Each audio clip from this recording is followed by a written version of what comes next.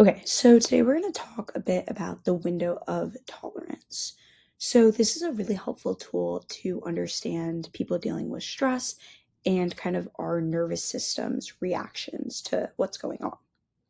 And so, our nervous system has three primary states. And the first one is the sympathetic nervous system. And that's typically seen as fight or flight or activation. And that's kind of your heightened stress levels. And then you have the dorsal vagal, and that's your typical freeze or immobilization. And then thirdly, which is kind of your middle range, it's the ventral vagal. And in that nervous system, it's the rest or digest, and this is your main calming state. So what happens is throughout the day, you kind of hit these different parts of your nervous system, and that's actually completely normal. But the key is staying within this window of tolerance, which is, representing what you're able to tolerate. And so what's interesting is if we look at what happens when someone's dealt with trauma or chronic stress. So the first thing is that people get stuck in these heightened above and below areas of the window of tolerance, right?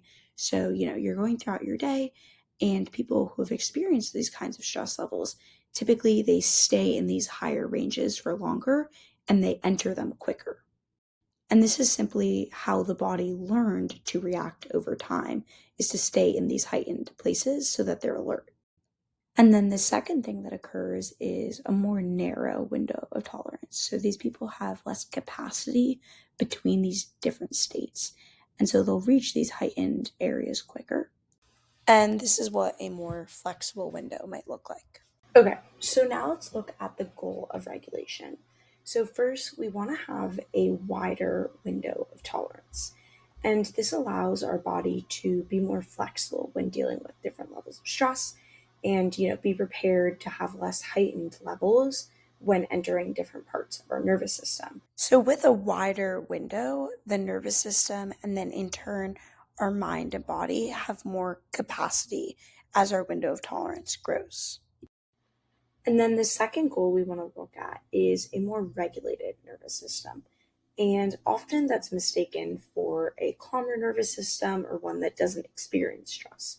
But really, the key is to have a more flexible nervous system.